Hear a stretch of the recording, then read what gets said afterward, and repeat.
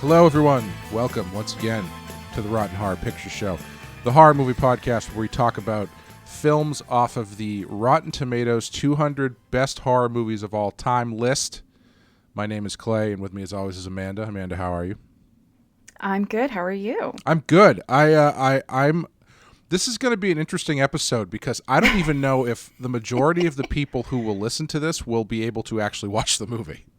That's actually a good point. I'm going to inform people to watch it ahead of time, like make sure they can get, because I don't know if it's going to leave Shudder anytime soon, and it apparently is not available anywhere else for a number of reasons, which we can get into.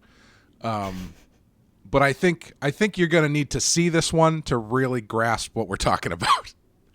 Yeah, this isn't one of the ones you can just be like, I have a vague pop culture understanding of this, so I can listen to this episode and kind of be like, well, okay. Yeah, not this time, guys. Not this one. And what we're talking about is our next wild card, which is Ken Russell's The Devils. And this is it's a movie that was very controversial at the time, heavily edited when it came out in 1971, and subsequently just you can't find it anywhere. Apparently, Warner Brothers just flat out refuses to put it out. Yeah. And it was banned in Finland for 40 years. It apparently was banned in Italy to the point where that makes sense. The government told Oliver Reed and Vanessa Redgrave if they ever came to Italy, they'd be immediately arrested. Really? Yeah, I don't know how true that is, but I read it online. Oh. But so there's a lot of controversy built into this film. Ken Russell was a controversial filmmaker.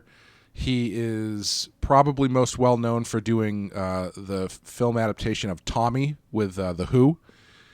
And he also did a movie called Altered States, which I think was probably his most mainstream movie. And even by mainstream for him is still pretty not mainstream for everybody else. So, pretty niche. Yeah, that was his closest. I think that might have been an American movie, but I'm not entirely sure. But he pushes boundaries. Let's put it that way. This movie is not on our list, as I said, but it has a 67% Rotten Tomato score, which I think is a fucking travesty. But there's only a handful of reviews of it, and the reviews of this movie are really amazing. I've been learning from doing this podcast that Roger Ebert seemed like kind of a prude, and he gave this a 0-star rating. Oh, wow. Yeah, which the only other 0-star movie that I know that he rated, only because it really stood out to me, was The Usual Suspects, which he gave 0 stars because he didn't understand what happened in the movie. Oh. I didn't think it was that hard to understand, but yeah, especially for a film critic who does this all the time. Yeah, pretty smart guy too. Yeah, the film was publicly condemned by the Vatican. Makes sense. It was Judith Kreese called the film a grand fiesta for sadists and perverts. Yep. Pauline Kael wrote of the film that Russell doesn't report hysteria; he markets it. It's.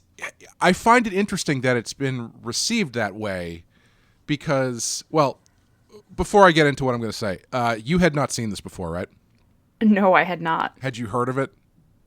No, not at all. This was a total. I was a complete blank slate on this one. This was completely off my radar. Excellent. That's what I like to hear. For me, I saw this. This was one that was on my radar kind of peripherally as one of those banned films from the 70s and 80s with that. I don't know if this was a video nasty. I don't know if it even made it to video at the time to be one, but clearly it doesn't sound like it was. Yeah, clearly it was of the same spirit as those films. And I had known it to have some really intense stuff. There are scenes in this movie that have been cut out completely that are notorious, one of which is referred to as the rape of Christ. Oh boy. Yeah, and there's a scene that involves the Reverend Mother of the convent. How do I put this? Really enjoying the charred thigh bone of Oliver Reed's poor Father Grandier. Yep, I definitely read about that scene, and then it did not come through when I actually watched the movie, and I was kind of like, oh, Yeah. I guess this is still edited, even though the version I watched seemed plenty insane to me. Yes. And so I knew it as a movie that it was very hard to find and very controversial. And then I think around 2017, it popped up on Shudder, and it also started playing at theaters, and it was playing at the Brattle in Cambridge. And so this was one I'd never seen before, and it's like, if I'm going to watch this, let's watch it at the theater. So I went. I don't even know if I had watched any trailers. I just knew of it. I love Oliver Reed, and so I said, all right, I'm going to go for it, expecting to be like grossed out, expecting the worst, and I could not believe how much I loved this movie.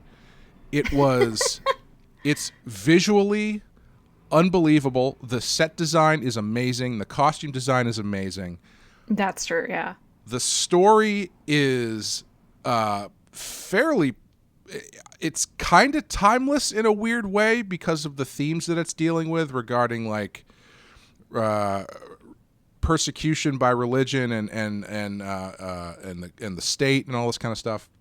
And it was just like, you described watching this as an experience, and that was what it was for me. I was like, this was just an experience that I do not think I would have gotten watching it on TV.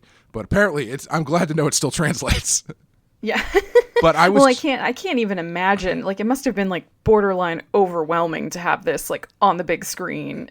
Yeah. Through the big speakers, like, the whole 9 yards. Yeah, it was... I got to see a handful of years ago... The Wicker Man was touring around in a brand new, like, remastered digital print. And I got to see that nice. at a midnight movie. And I've seen The Wicker Man, I don't know, 50 times. And seeing it on the big screen was a completely different experience. And it was kind of similar to that, where it's like the movie ended and I just like didn't get up. I just had to like sit and kind of process what I saw. Yeah. And I came away thinking like, man, that was legitimately a great movie. And so I was sad to see it disappear again. I've been dying to find it somewhere on Blu-ray, but it doesn't exist. And it recently just popped up on Shudder again in a unfortunately not fantastic version. It's the resolution seems to be fairly standard definition, and it seems to be edited. I don't remember if the version that I saw was the full unrated. I don't think it was, because I don't think those two scenes were in it. But regardless, even without those scenes, even in a DVD quality format that you're streaming on a small screen, I think this movie still packs a huge punch, and if you can see it, you should, because it is fantastic. Anyway, I've talked it up for long enough. Let's take a quick break, and we'll come back and we'll talk about the devils. Do you remember the first time your thoughts were turned to evil things?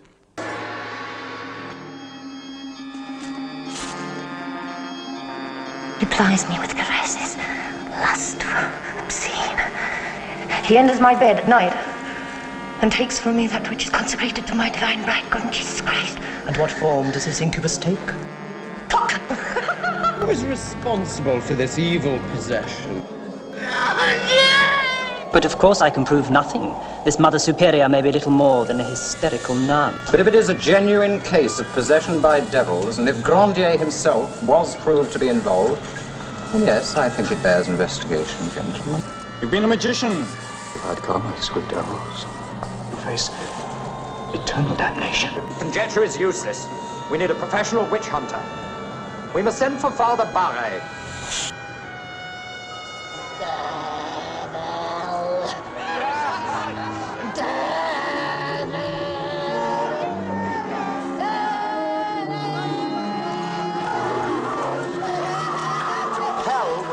No surprises for you.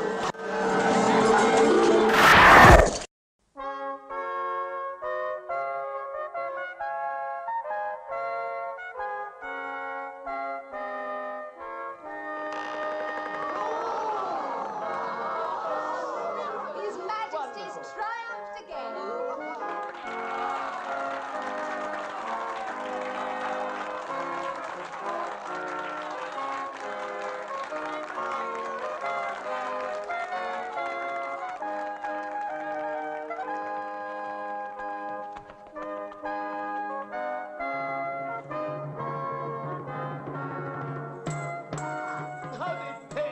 inside the radiance of his majesty.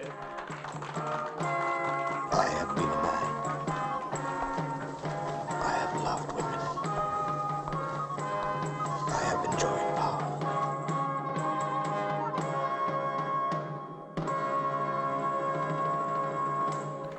All right, The Devils, 1971, directed by Ken Russell, written by Ken Russell, based off the novel The Devils of Loudun by Aldous Huxley, and so weird. And another play, which I lost the name of here, but you can look it up. The novel is more important than the play, which I didn't realize. I knew the name Aldous Huxley, but I didn't put together until I was looking it up that he was the guy who wrote Brave New World. Yeah. Yeah. Yeah, that's why it's so weird to me that that connection just feels extremely unlikely and pretty bizarre. Yeah. And I don't know anything about Aldous Huxley. I did a very cursory look up about him. Apparently, when he was a teacher, one of his students was George Orwell. So that's fun. Yep. They had kind of like a weird rivalry thing, I think, eventually. Oh, really? That's fun. There's nothing. Yeah, where they sort of disagreed on a lot of like aesthetic and also philosophical stances about stuff. They disagreed on their vision of dystopic future.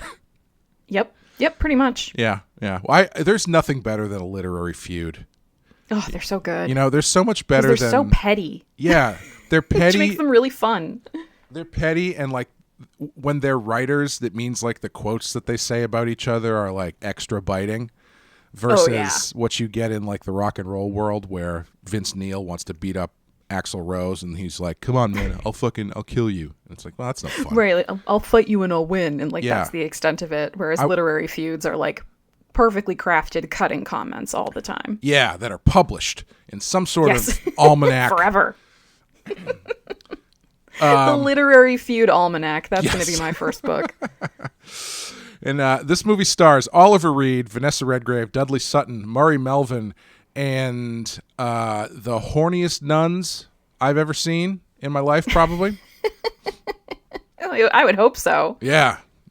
I've seen a lot of horny nuns, but I was going to say, if they get hornier than this, I don't want to know. I've seen, well, maybe not the most horny, but like the largest number I've seen at one time. Let's put it that way. Fair. Okay. Amanda, what happens in The Devils? In 17th century France, Father Grandier is a priest whose unorthodox views on sex and religion influence a passionate following of nuns, including the sexually obsessed Sister Jeanne. When the power-hungry Cardinal Richelieu realizes he must eliminate Grandier to gain control of France, Richelieu portrays Grandier as a satanist and spearheads a public outcry to destroy the once-loved priest's reputation. Mm-hmm. That's a slightly misleading summary. Yeah. I guess it by necessity flattens a few things just for the sake of efficiency. Yeah, I don't know if you're gonna lead with the synopsis involving psychedelic nun orgies and I don't know, pick something, Yeah. Anyway, giant wheels of destruction powered by Protestants. Yes, there you go. Yeah. Well, other than those things, things you will find in this movie include horny priests and even hornier nuns. Mm-hmm. Crocodiles as medical devices, which is really, it's one of my favorites. I don't know if enough research has gone into that. I think that's a technology that we could probably look more into. But that's not for me to decide. The chemist of the podcast, Clay McCormick. Yes. An abundance of subway tile. Mm-hmm. Yep. That nun, the cloister the nuns live in, it really has a strong aesthetic. Yeah. Aesthetic. This movie should just be called Aesthetic the Movie, because it's... Yeah, a strong aesthetic the movie. Yes. A pandemic meet cute. Mm-hmm. Which is the best kind, I guess. I mean, it's just, we're all used to those now. Yeah. And a mask for every occasion. Mm-hmm. And there are many occasions. There are so many, and all of them involve masks. Yes, they do. Yeah. So, I already talked for quite a bit. Why don't you start us off with your feelings of on Ken Russell's The Devils? Oh boy. I have mixed feelings about this one. I feel like I wanted to unequivocally love it. But as I watched it, I feel like maybe I was just overwhelmed. Like, you're bombarded with so much in this movie. Like, the sets are extremely stylized, kind of crazy. The costumes are like deeply ornate and just like everything in this movie is so maximalist. The acting is very maximalist. Like, there's not a lot of subtlety. No. anywhere in this entire thing. And there's just a lot of like, so you're dropped into this world that is supposed to be roughly historically accurate to, 1630s or something France. And I don't know, it's weird that historical basis where it's kind of trying to be like, oh no, this is like realistic. like this is like a real place in a real time with real things that kind of happened. But then when you contrast that with just how kind of bananas everything is, I just felt like, I don't know, just very overwhelmed. There's just a lot going on. My first note when I was watching this is, this movie is wild. And I underlined wild like 3 times. Yep. Because it opens with this scene of, I think is it Louis the 13th at this point? Yes. Okay, it opens with Louis the 13th putting on a stage play where he is enacting the birth of Venus? And like in a seashell bikini. Looks great too. With like, oh, I mean, it looks it looks amazing, but it looks so insane. I will say unequivocally, best looking 17th century monarch I've ever seen in a seashell bikini. He takes first place in that category. Yes, but it starts with this play that I think it's a really interesting place to begin this movie, because it does add like a meta element to everything else you're going to see. Sure. Like, it kind of emphasizes that there's going to be this big performative aspect to everything. Like, everything's going to be a pageant. Everything is going to be this just overwhelming kind of like feast for your eyes and senses. And I guess it's, setting that's the kind of world that like the rich and powerful live in at this point in time. And there's like the Cardinal Richelieu in the audience, and he's very obviously kind of gross and corrupt. He's like covered in jeweled rings, and he's got these sad-looking nuns who will not look up, no matter what is done to them by the groping crowd around them. But yeah, and that's like the first 5 minutes of the movie. Yes, yeah. The thing, just like, okay, holy shit! All right, we're jumping right into this. Yeah, the thing I love about Cardinal Richelieu in that scene is they pretty effectively, I think, and quickly get across that he is more interested in power, where the king is just more interested in being king. Because Richelieu is adored. Yes, Richelieu is actively like falling asleep during this ridiculous thing, and only kind of wakes up when he has this conversation afterwards with the king about hopefully being able to bring a unity between church and state in order to amplify the power of both. Yeah, and after that little moment they have together, that's when the title of the movie is displayed, and it kind of like they display, the word "the devils" across their faces, which is kind of great. Like it's like all things in this movie, it's very heavy-handed symbolism, but it still looks really cool and is a really effective way, I think, to start you off being like, here are the people who have real power, who are kind of in the background of the rest of this story, orchestrating what's about to occur. Right. Yeah. Because you get little like His Majesty, shows back up later in the movie disguised, but he never reveals himself like, haha, I am the king. I made you fools out of all of you. And we get glimpses at what Richelieu is trying to do and plan, but they never actually like take a big center stage position with the main characters of Sister Jeanne and Grandier. Like, they're always kind of machinations in the background. Yeah, there's never a scene where between like Richelieu and Grandier where Richelieu is telling him all of the things that he's planning, or like that's right, taunting him before he's burned at the stake or something. Yeah, they don't have that Three Musketeers scene where Richelieu faces off with the Three Musketeers. That's a great comparison. I was definitely thinking about that movie when I was watching this. Which is ironic because Oliver Reed actually around this time played one of the Three Musketeers in the 70s British version of the Three Musketeers. Oh. So he's got a long history with Cardinal Richelieu and all the fucking things that guy was up to. Just really, really hated him. Yeah. Yeah, it's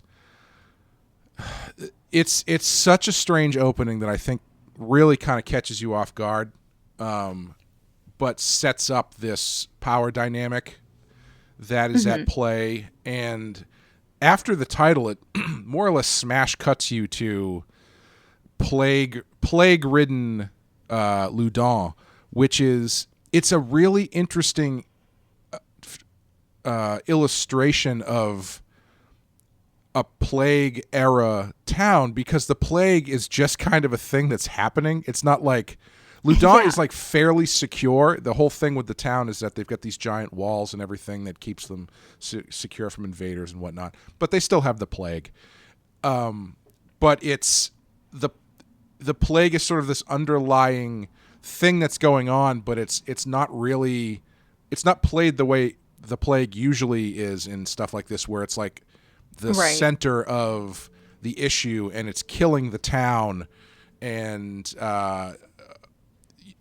Loudun is still thriving to some extent. Yeah. However, I do think one of the flip sides is the plague is kind of driving people crazy, because you've got this big scene, this bring out your dead scene, which is this unbelievable nighttime sequence where Oliver Reed goes to this woman's house who's being basically tortured by these quote-unquote doctors trying to help her beat the plague even though she's about to die.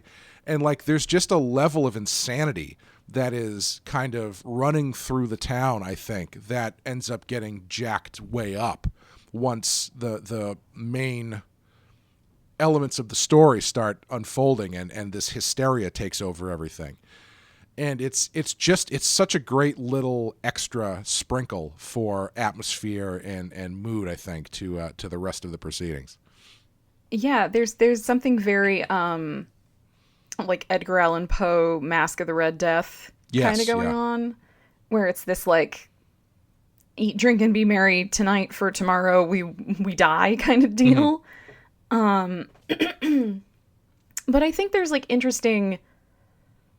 a couple like interesting things that the plague also heightens, where I agree with you that it causes this kind of insanity, but at the same time, back then, people who were scientists or chemists or whatever they call them, they were seen as kind of insane. Oh, sure. For what they were trying to do. Yes. And a lot of times, like, modern medicine was kind of born out of those things, that the sort of trial and error of treating plague victims.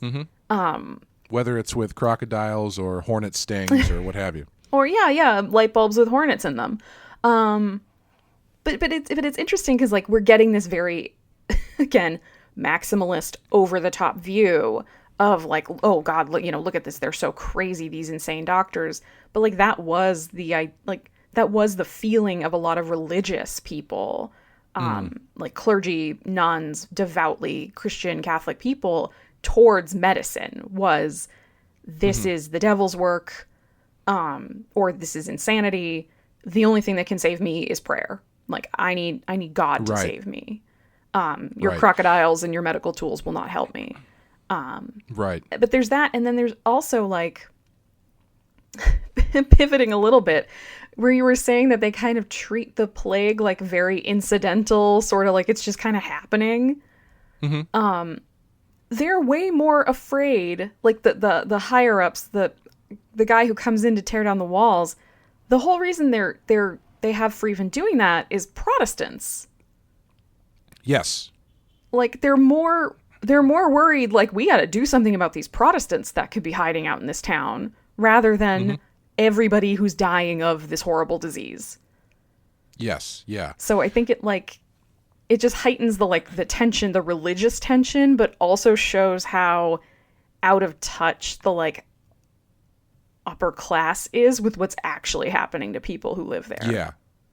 Yeah. And the Protestant hunting thing is, I think, so interesting for what this movie is talking about, in that the search for hidden Protestants and the taking down of walls in order to make sure they have nowhere to hide is just a smokescreen, really, for the King of France expanding his rule.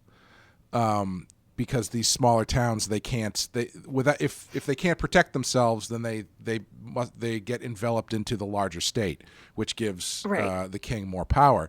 Which is one of the lines that Oliver Reed has that is fairly timeless, which is every time there is a so-called nationalist revival, someone is trying to seize control of the entire country, and so they're presenting this idea at the end of this religious war where the Catholics were fighting the Protestants that, oh no, we're still fighting this religious war as a cover for them actually just seizing larger control of the country. And Grandier he's such an interesting character to me, not only because of Oliver Reed, who is, I think, one of the most underrated actors ever, because he is fucking amazing in this. Yeah. And I think he's amazing in everything he's in, but I think his career was unfortunately kind of hamstrung by the fact that he was a notorious alcoholic and asshole. Gotta do it. Yeah, so he could be very difficult to work with. He worked with Ken Russell a lot, actually. He was in one of his previous movie, which is called Women in Love, which I do need to see. Oh, yeah. And was very notorious at the time for an extended naked Greco-Roman wrestling sequence involving Oliver Reed and another guy. Boy. Always pushing the envelope. But he's fantastic. I mean, he's got this gravitas that just is, I mean, in this role is just, every time he speaks, it's so deliberate and so, booming and stuff. And Grandier as a character is this really fascinating sort of, I hesitate to call him a modern character in an antiquated era, but he's kind of weirdly progressive in that he's not a good guy. He's a shitty person. He's a priest with a ton of power, and he knows how much power he has. But he still recognizes in himself that he's a shitty person, and that is just the nature of humanity, essentially, that people are going to be shitty and they're going to abuse power. And he's got this interesting streak in him where he's almost more legit of a priest or a religious figure or a religious person than anybody else, because he comes off as more of a servant of God more than a servant of the church kind of thing, because he has all of these conflicting views about himself and about the religion that he's in and about how those things are, like, he's totally honest about who he is. He's vain, he's prideful, he's lustful, but somehow that his own honesty makes him, his honesty about his awfulness somehow makes him more righteous than the people who are completely lying about how awful they're being. And it's this such a interesting dynamic, because you've got this awful guy who is put in this situation that you could call it, chickens coming home to roost if you want to, but he's put in this situation that is not of his own making directly, and the awful guy ends up coming out looking the best. Yeah, I mean, I think the difference between him and the other clergy that we see in this movie is that even when he is like selfish or shitty or even cruel, he has a certain underlying integrity about certain things. Yeah. Like, he has real lines he will not cross. He has real philosophical and, like, even if he has poor morals, he has strong ethics. Yes, that's a really good way to put it. Yeah, and it makes him, like, for the first, portion of this movie, I was like, I really hope I'm not supposed to be, like, super rooting for this guy because he sucks. Yes, yeah. Like, one of the first real scenes you get of him as a person is when he's with Philippe, the young woman he has been having sex with, and he's supposed to be teaching her Latin, and she says, I'm pregnant, and he's pretty much like, well, goodbye. Yes, yeah. It's the way that they do it. The way that they do it is so amazing because he's just like laying there, basking in the afterglow, kind of like looking off into the distance, and she's like, I'm pregnant, and he just goes, yeah, well, I guess this is done. Yeah, he says something like, so it ends. Yes, or so whatever. it ends. That's what it is, yes. And then he starts like monologuing like a motherfucker, and I was just like, I am both impressed at like the hubris it takes to do this, but also like, oh god, this fucking guy. You know what I mean? Yeah, and and his house is such an amazing design because it's this like very tall circular house, and when he starts doing this kind of monologuing thing, he's walking around on this raised up level where he's literally looking down on Philippe. Again, not super subtle, but it looks amazing. And then when he leaves, he walks down through the floor, like almost like he's descending into hell, which is just such an amazing design.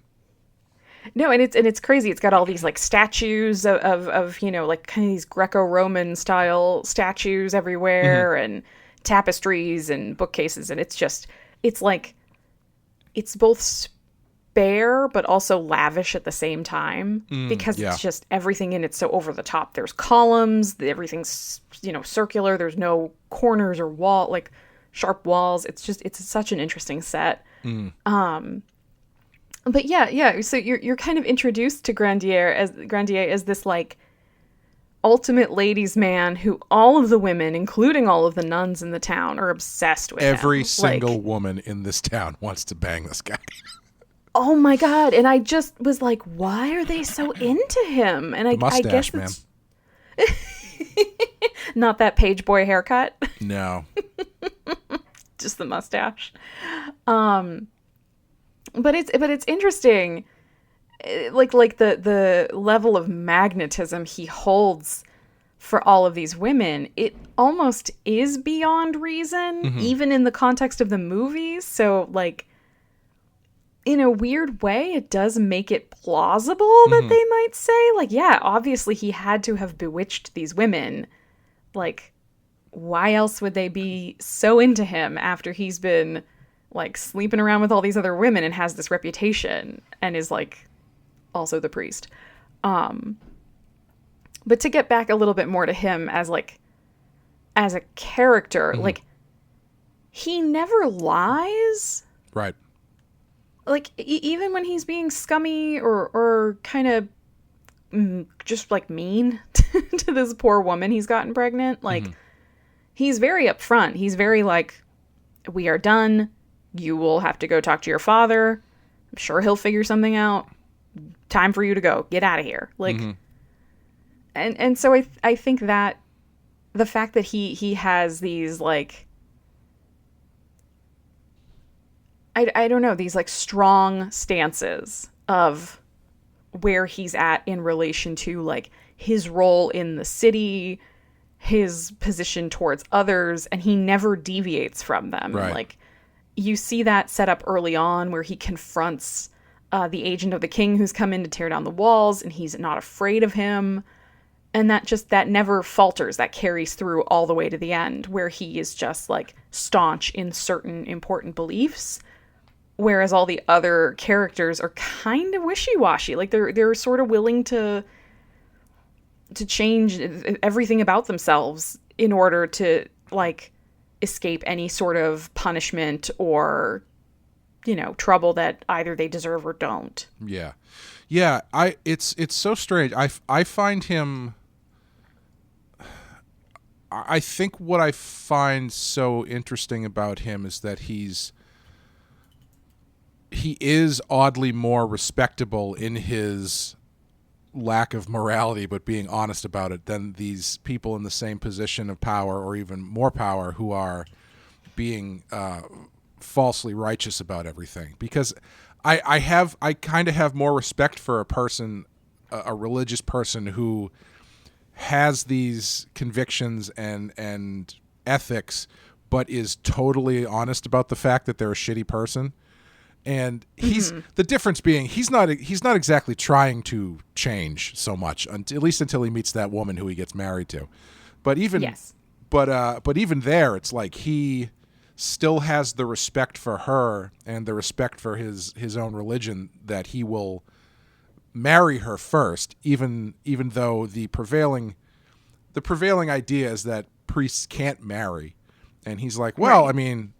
I mean, I've read this book. It doesn't say that anywhere. So he has, he's got this honesty to him that's being honest about his beliefs, versus dishonest about the power that the larger church and state have.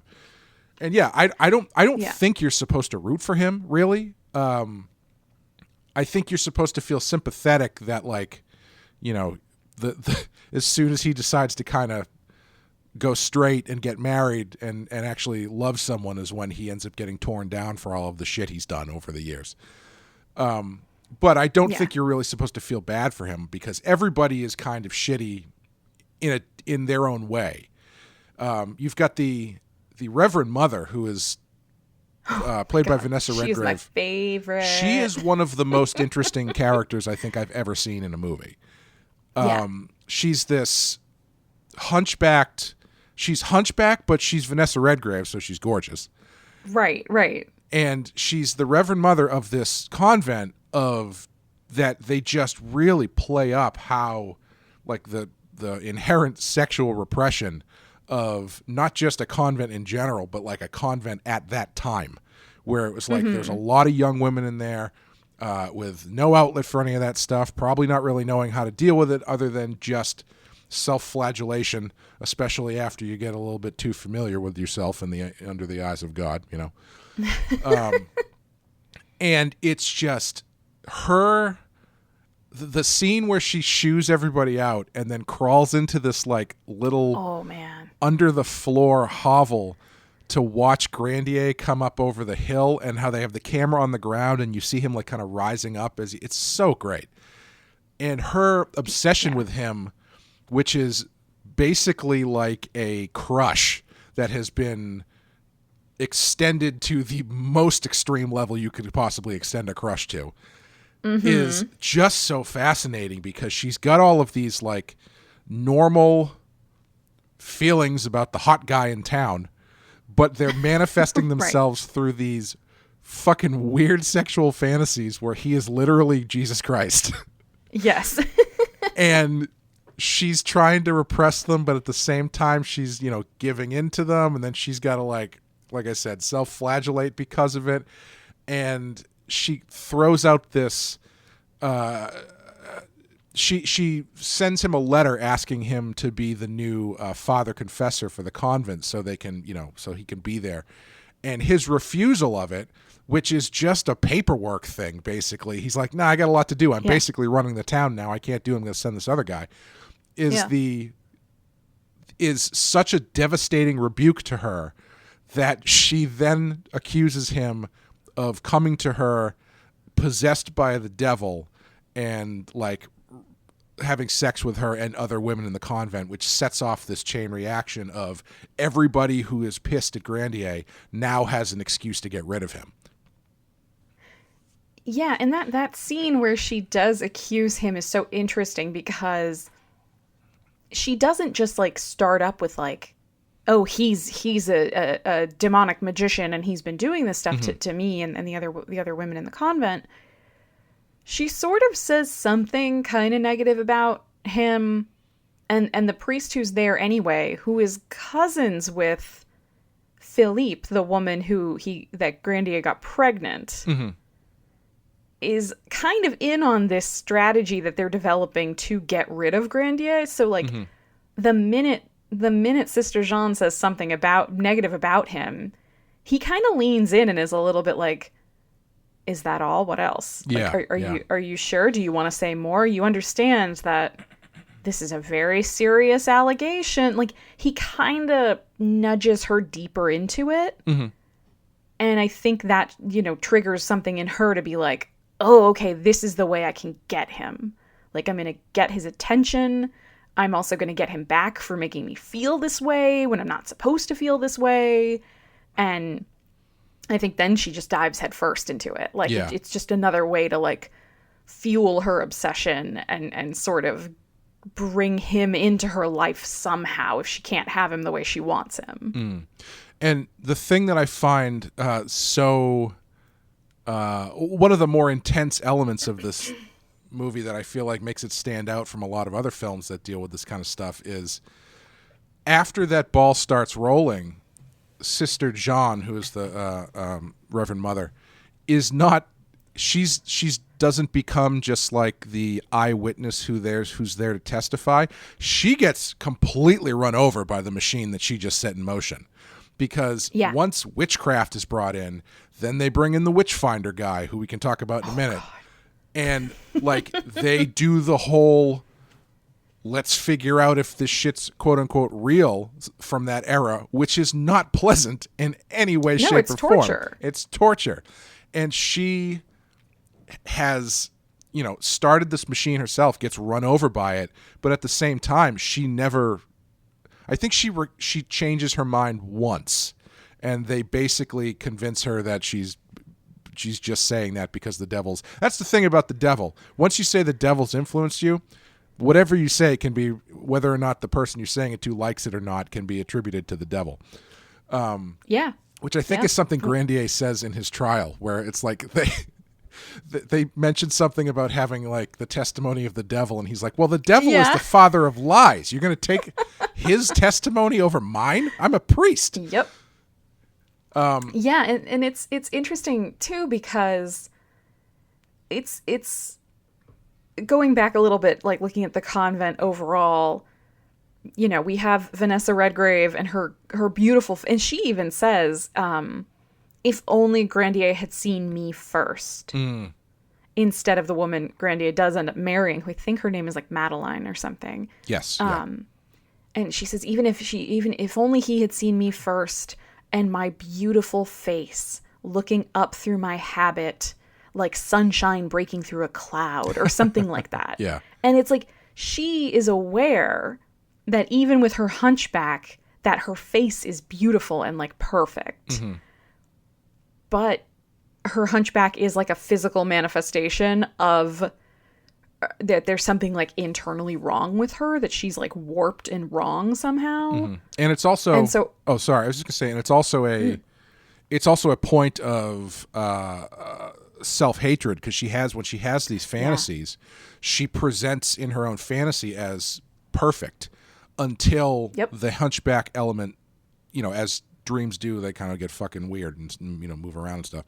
The hunchback comes back, and that rears its head as this thing that is is her greatest flaw, is this awful hunchback, which is the reason that she'll never be able to be with him, kind of thing.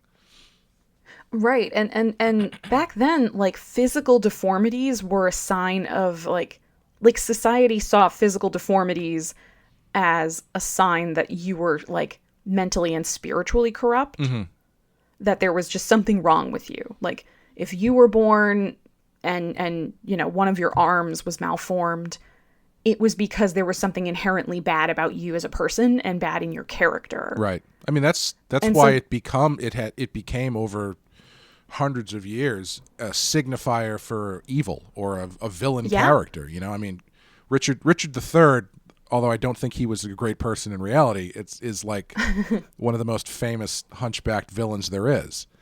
And, you know, that's why, I'm sure to a lesser extent, that's why bad guys tend to have scars or eye patches or, you know, fake limbs and stuff like that. Or, oh, he's got a hook for a hand, he must be evil, you know? Right. Yeah, and I think Sister Jeanne is an interesting example of that trope, because it's kind of a twofold thing where, yes, her character is playing into that. Like, you know, something is wrong with her the minute she shows up on screen. She's like, she's got her hunchback and she holds her head way to the side. And like the way the other nuns react to her in this kind of like combination of like fear and like, they're almost a little mocking of her too, though. But it does in this movie, like, there is something wrong with her, like mentally and emotionally, that leads her down this path. Like, whether it's the influences of like society or the way she's been treated because she looks different. By the time we meet her in this movie, she is a messed up lady. But it's interesting, too, because when she talks to Madeline, who thinks she wants to join the convent at first, she says, like, why do you think we're all here? Like, we're here because we were either too ugly for marriage or our, you know, wealthy, noble families couldn't afford our dowries, so they just had to put us somewhere. Right, yeah. And it's just that weird, like, they have been forced into this cloister, and they're the type of nuns that don't leave. Right. Like, they're not ever supposed to leave the grounds of the convent. And so they all do kind of bear this grudge against society that I think is really interesting to keep in mind when they later are like so ready to just flip out. Oh, and sure. Yeah. Like kind of go crazy and get their revenge in a way against like Grandier, who's kind of become a symbol of this system that has put them in a box, essentially. Right. I mean, that's one of the more thought-provoking elements of the Sister Jeanne's and all the nuns' actions is that they are while what she does is obviously reprehensible and bad, she's the way she is because of the system she's been put into. Like it's this vicious kind of circle where, yeah, she's clearly got something wrong with her, but the negative aspects of that are being compounded by this belief system she's been put in charge of, essentially. And that's the only way she knows how to deal with this stuff and how to translate anything. And so when that doesn't line up, things kind of crack. And then there's the larger system of like you're saying, the why they're put there and whatnot. It's usually kind of because they're rejects, quote unquote, to some extent. And it's just, yeah, it's a large, it's a commentary on this larger system of, less so now to some extent, but at the time this political, religious stranglehold over society that those two elements had, and it makes for a super engaging, complex character, I think, in as far as she goes, because like at the end of the movie, Grandier's dead. She's kind of like only then kind of reflecting on what she has set in motion.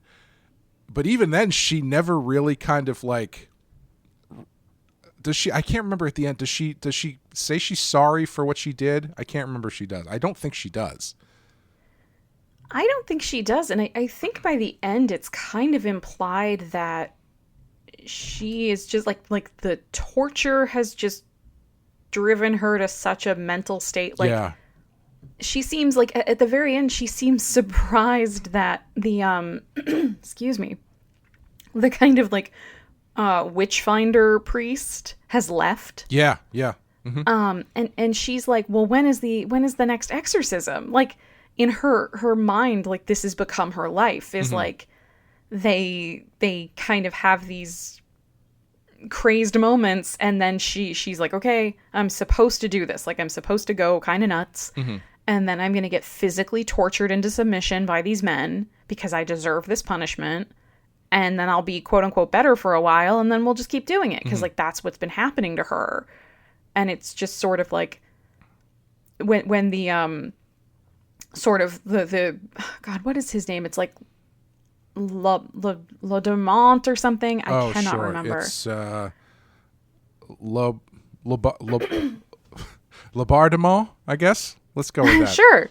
When Laubardemont kind of is talking to her at the very end and gives her one of Grandier's burnt bones, he ends up saying to her, like, no, the exorcisms are done. You're cured. The walls have been taken down. This town will die. And you and the other nuns will just stay here inside the convent and fade into obscurity. And that's it. That's going to be your life. And it's like she doesn't understand anymore. Like the context has just been obliterated for her, I think. And I think the only time where she really shows any awareness or repentance for the stuff, I don't even know if repentance is the word, but like she realizes that she's in over her head, I think, and she tries to kill herself. She tries to hang herself, and the authorities in the other ends find her before she dies, and chalk it up to another of Grandier's devilish tricks to try and silence her, basically. So it's like even in trying to kill herself, she has no agency anymore because of this thing she set in motion. And it's such a, like, you see your one way out and you try to take it, and even that is being controlled and is denied you by this giant machine that you've set in motion. Because you serve a purpose to them, and having you being dead does not serve a purpose to them. Right, exactly. And I think her and all the nuns, their arc is so interesting because they do, like, she is very separate from the other nuns. But when the first exorcism takes place, the whole reason that the entire order of nuns gets in trouble is that they are about to torture her in what seems to be a very grotesque and painful way. And the other nuns try to stop the priests. Right. Because they don't want them to hurt her. And then later on, the priests and all take them out into the woods and are like, we have to kill you now. For treason, for assaulting the king's magistrate or whatever. Right. And it's like, we have to kill you now. And then the witch hunter priest is like kind of heavy-handed a little bit, like, well, unless you've also been touched by Grandier's evil demons and you're going to start, yelling and raving and blaspheming and being heretical, and you'll no longer be responsible for your actions. And that's when all the nuns are like, yeah, sure, let's do that instead of getting killed. Yes, yeah. Yeah. So it's this weird, like, not all the nuns went into this thinking, like, yeah, we also want to ruin Grandier's life. It's kind of like, we don't want to die. Right. So we're going to do this crazy thing. We're going to act like animals. Yeah. And I do want to talk about the Witchfinder for a bit, because he, again, you brought up... Tank top priest. What's that? Tank top priest? Yes, tank top priest. You mentioned at the end how Laubardemont comes in and Sister Jeanne says, well, when's the next exorcism? And Laubardemont says, oh, he's gone. He's moved on to the next town. And it is really... It is in line with the way that this Witchfinder is played, which is essentially like a rock star almost. Like, he looks like a rock star. He's got long, like, he looks like he's a guy from the 70s, whereas everybody else kind of is, is in costume, period costume. Oliver Reed looks like Oliver Reed, but he's got a little bit of period look to him. This guy comes in, he's got the, like, John Lennon circular glasses. He's got the long hair. He looks like a rock star. And he doesn't have any sleeves on his shirt. Right, yeah. And what he does is he puts on the show, And as soon as the show is over, he leaves. He doesn't give a shit what happens after the show's over. The show's over. Mm-hmm. He goes on to the next town. He causes the frenzy, causes the crowd to go crazy, and then once the show's over, he's on to the next one. Which is so interesting because I think that's actually, if I'm remembering correctly, like pretty historically accurate for those types of like witch hunters. Yeah, sounds right. Yeah, they would just kind of rove the countryside and they would sell their skills. They would come to a town and say, "Oh, well, there are witches here, and if you pay me," when it's like non-clergy, but in this case he is getting paid probably by the church, I will help you find the magicians and witches and the possessed people. Yeah. It's like, and then he moves on, and then he goes on, and to me it's really interesting because the implication is that like he's moved on to the next town, so this movie could be happening all over again in all these different towns he's going to, essentially. Mm-hmm. And it will happen again when we get to a later wild card pick and we watch Witchfinder General, which is one of my, actually that might actually be on the list. I'll have to check that, but it's not quite as over the top as this one is, but it's still pretty intense. It's really good. I don't know how you could match this for over the top. No. But he's that idea of this witchfinder who comes into town and causes this frenzy to drive out the quote unquote demons. It's like today if there was a state appointed revivalist preacher who would go town to town doing like revival shows where he's driving the demons out of everybody coming up on stage. He's paid for by the state to do it, essentially. Right. And also, I mean, if he was also torturing and killing people in those things, but things get even out, and entertainment gets a lot more accessible as time goes on. So, yes. But yeah, it's the way that they play him is so fascinating because I don't really know. I don't know how you feel, but I don't know where he comes down on the proceedings, because there are some elements where I feel like he believes what he's doing 100%, but there are other times where he is definitely playing to the crowd and he knows that he needs to do things a certain way to please the state. And there's a couple instances where when Grandier's tied to the stake at the end, he gets up and puts the cross in his face, but as he gets up close to him, he spits at him.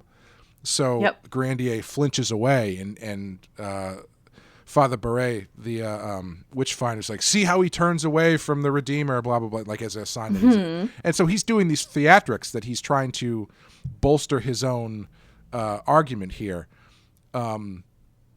And there's the other scene where, is it a duke or something who comes in, or is that the king? I can never remember who it is.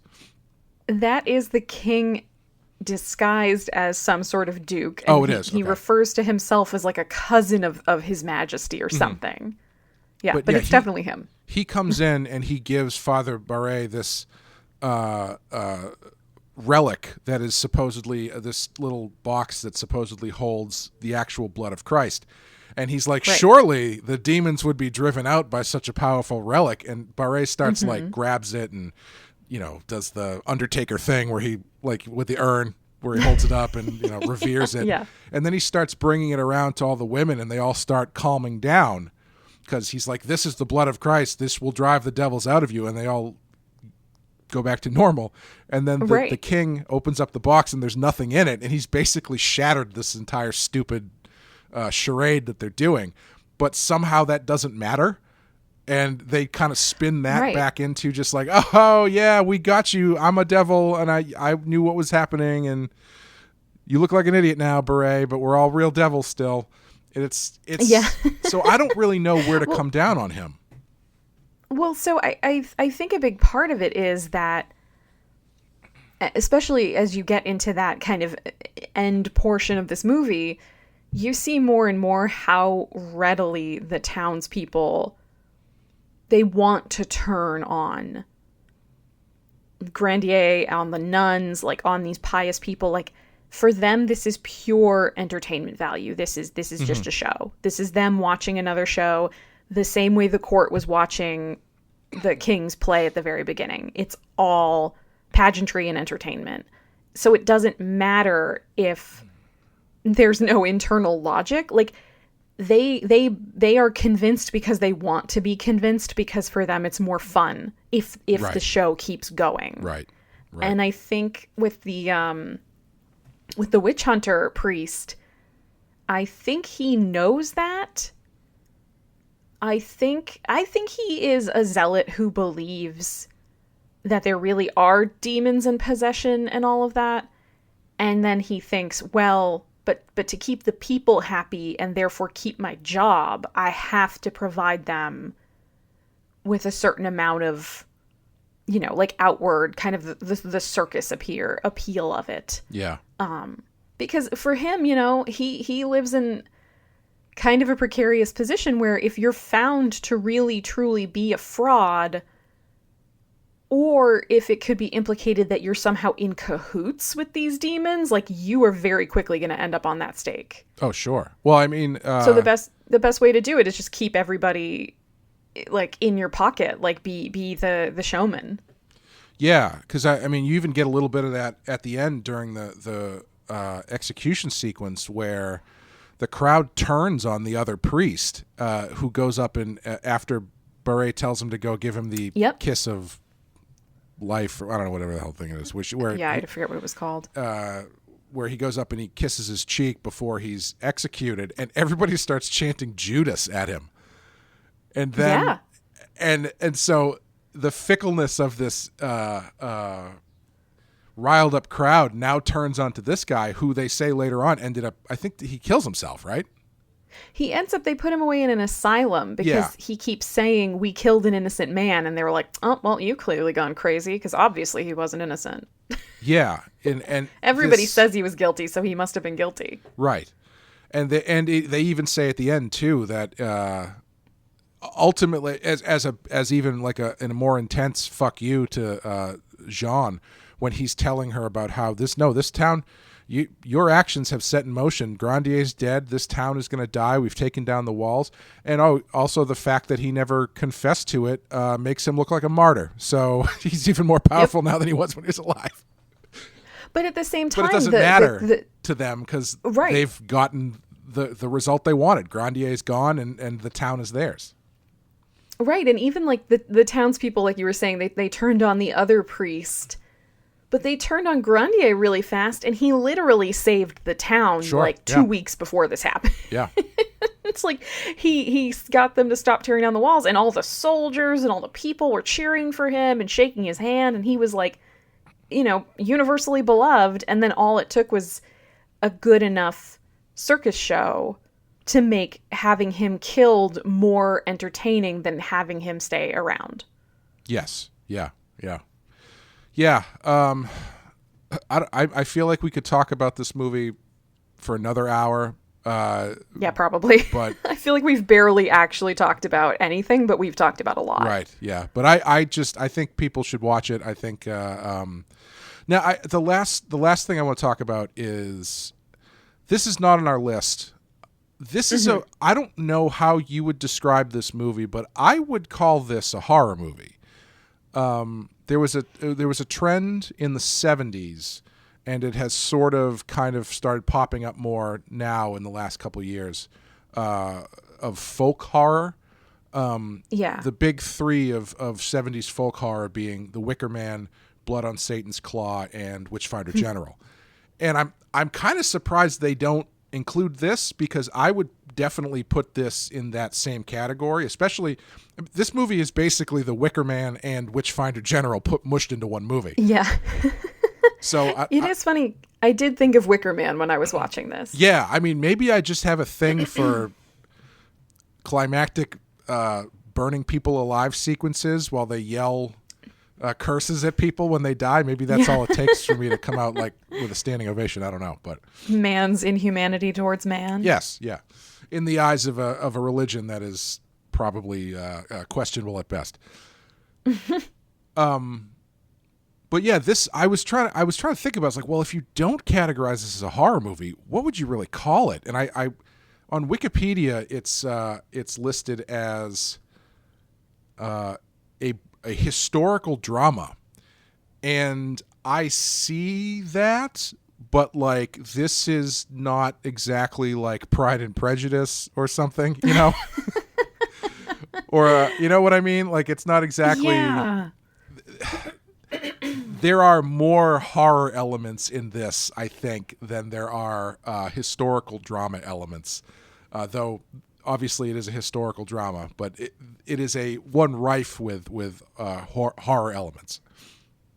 Yeah, it's really difficult because I had the same internal debate as I was watching it, where I was thinking to myself, in a lot of ways, if you kind of outlined the overall plot of this movie to me, I don't know if I would call it a horror movie on that kind of high level, just look at this over on paper lens. Because, you know, a lot of times with horror movies, you either think some sort of supernatural element or some sort of serial killer and a certain set of tropes. Right. This has none of those. Right, yes. There's not even really a question of whether or not Jeanne actually believes she's been possessed. Like, she might eventually because she's been driven insane by torture, but like when she's in her right mind, she knows she's lying. Right, yeah. And everybody else does too. Like everybody sees it for the farce that it is. So there's really no question about like, well, is there a demonic influence? And we'll just never know. Like that's not even hinted at. There's not even a small red herring towards that. It's like, nope. Yeah. This is all just these people doing this. I think the modern, if they made this movie, well, they wouldn't make this movie this way today. But yeah. if they were to dare to make a remake of this, I feel like they'd probably hedge their bets and be like, well, maybe demons, because that kind of lets you off the hook a bit to what's going on. Whereas this movie, the way they tell it, very specifically does not let anybody off the hook for anything they've done. Right. Yeah. I mean, yeah. So it's tough. It doesn't have any of those kind of like easily identifiable horror tropes, but I have no idea what else you would call this movie. And when you do look at it, like from a thematic point of view of the level of like death, destruction, and mayhem and cruelty is pretty horrifying. So I kind of guess you have to call it a horror movie because I just don't think that there is a genre for this outside of that. And I think many of those scenes of hysteria and the ins and outs of what witch finding consists of are as terrifying and shocking as anything you're going to see in a capital H horror movie. Yeah. And it does, like, I know I referenced Edgar Allan Poe earlier, and this does kind of remind me in a lot of ways of some of his writing, where, you know, like the classic The Telltale Heart or The Cask of Amontillado, like, there's no supernatural elements to those, like, stories at all. It's just horrible people have done a horrible thing, and there's this sort of psychological aspect of it, of like, you know, being haunted by guilt, or, you know, like just like letting your paranoia and your anger overwhelm you into doing something atrocious. And this movie feels more in line with that type of horror than what we commonly think of as like a horror movie today, I think. Yeah, I think so. Would you put it on the list? I don't think so. And I say that because, again, I keep coming back to like what ideally the spirit of this list would be, even if it's not what this list is in practice, which is the 200 greatest horror movies of all time.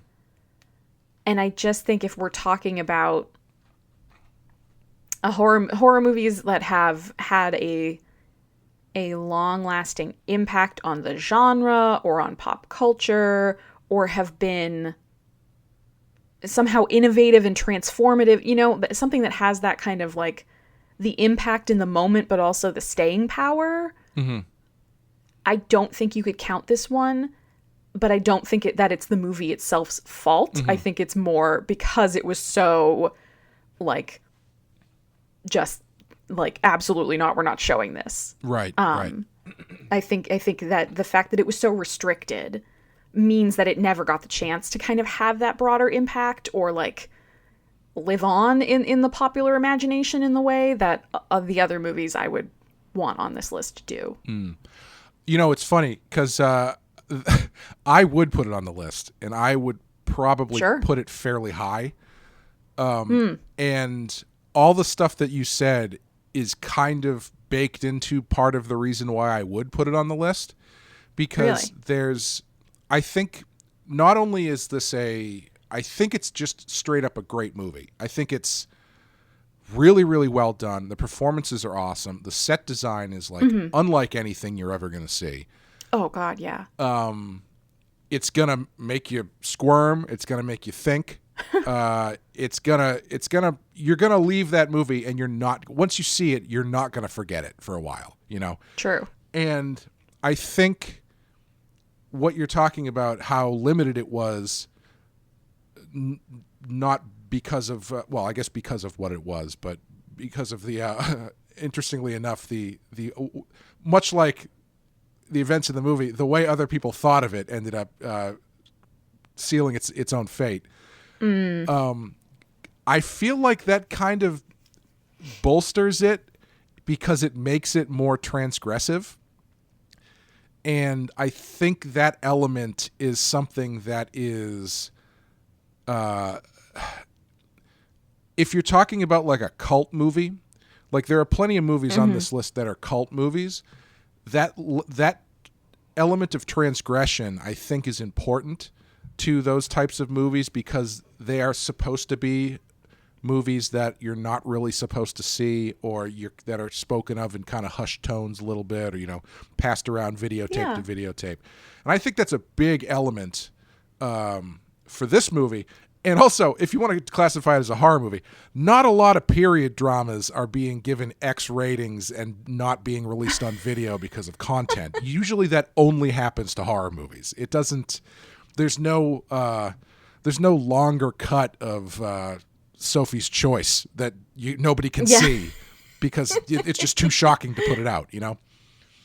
Those are all really good points. I guess in my head, I still just, as much as I'm like, if you can't call this a horror movie, what can you call it? I still kind of quibble with the genre classification on it, though.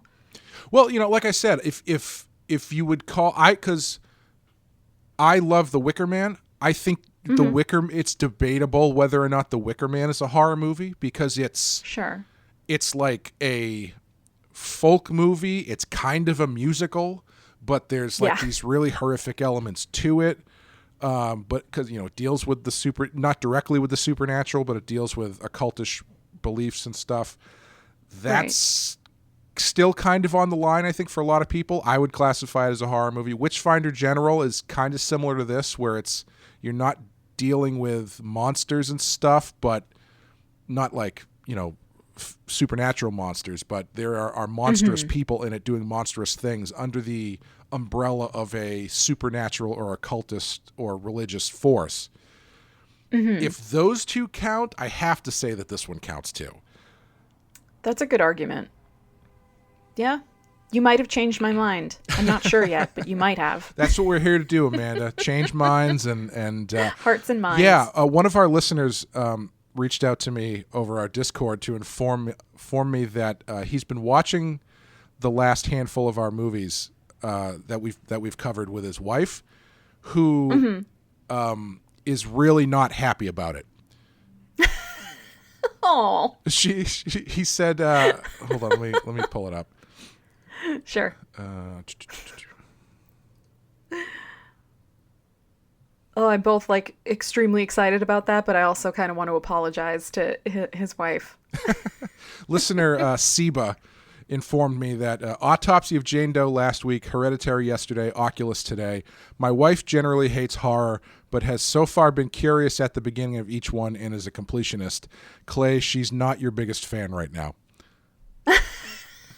And that's all I ask. That's all I ask is that you watch these movies and you come away thinking, I don't know why I let somebody talk me into watching this.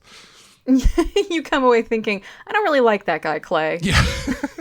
Yeah, funny how it's my fault and it's not your fault too. No. Just me.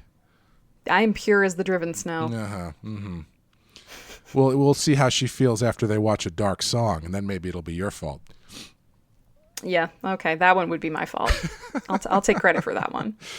But anyway, I think that's going to do it for the Devils. If you have an opportunity to watch this, I think you should. If you're a horror fan, I think it's a movie that should be seen. I think it's a crime that it's so difficult to see it. Yeah. It's amazing that we're... And I would... Oh, go ahead. Oh, just I would love to hear other people's thoughts on this movie because I am still turning it around in my head and kind of trying to make heads or tails of how I feel about certain parts of it. Mm-hmm. So, like, I think we would both really welcome the conversation. Absolutely. Absolutely. Yeah, and if... shit, I forgot what I was going to say. Sorry. No, it's all right. But yeah, if you have if you have a chance to see it, please do. Definitely reach out and leave a comment on YouTube or something, or if you're on our Discord, feel free to chime in on our Rotten Horror thread because I would love to hear what people have to say about this. If you say you hated it and it's the worst movie you've ever seen, I'd say that's perfectly fair. And if you say I loved it, it's the greatest movie I've ever seen, I would say I think that's perfectly fair. So yeah. Speaking of our Discord, if you want to join us on there, if you want to become a Patreon member, you can go to patreon.com/thepenskyfile where you get a whole bunch of other podcasts, including Amanda and I running through the Friday the 13th series once a month. I'm not totally sure what month we're in right now, but whatever month we're in, that's the number of Friday the 13th that we're going to be covering. So join us for that. I think that's been really fun. I've been kind of lukewarm on that series in the past, but I'm really kind of coming around to it, I think. Yeah, it's a good time. It's a good time to watch those and talk about them. They're that correct level of like campy and classic horror, and they're just really fun. Yeah, I think so. But thank you guys for listening. Amanda, thank you for joining me. Thank you, Clay. Oh, wait, I forgot. I got to hit the randomizer button. Beep, boop, boop, boop, boop, boop, boop, boop. So next time we're going to stay in the 70s. We're going to stay in 1971. Ooh. Next time we'll be doing another movie which I think is underseen, but it's not like this one in that it is like over the top and transgressive and you're not going to believe what you're seeing, but it is similar in that the style present is probably unlike most horror movies you're going to see outside of apparently 1971. We're going to be doing The Abominable Dr. Phibes, which is one of my favorite Vincent Price movies. So I'm very excited about that. I'm very excited. I fucking love Vincent Price. This is going to be great. Yeah, he's also in Witchfinder General, playing a very non-Vincent Price role, but a very good performance from him. But awesome. Thank you guys again. Thanks for listening, and we'll be back next time with The Abominable Dr. Phibes. See ya. Bye, everyone.